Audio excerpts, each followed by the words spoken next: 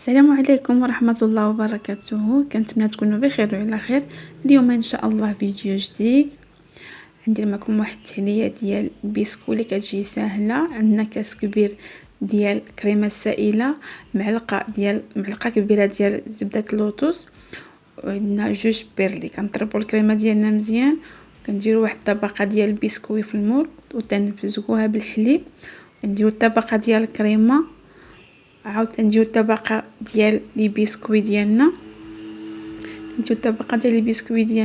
تنمزجوها بالحليب تاني، وكنديروا الطبقه الثانيه ديال الكريمه، وتنعاودوا نديروا البسكوي عاوتاني، حتى كنحصلوا على 4 طبقات او 3 على حسب كل واحد اشنو باغي يدير، كاين اللي بها غليظه ولا يبينوبي.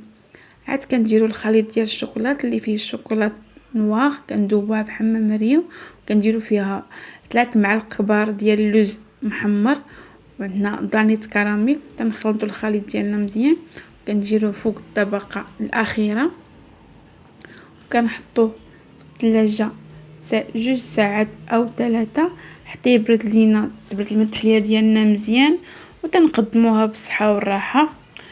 الى الفيديو القادم ان شاء الله راه كتجي تحليه زوينه، وان شاء الله راه رمضان على الابواب. ان شاء الله الله يدخلوا علينا بالصحه والسلامه. راه غتنفعكم في السحور اولا في الفطور، راه كتجي غزاله بزاف. نتمنى تجربوها. الى اللقاء.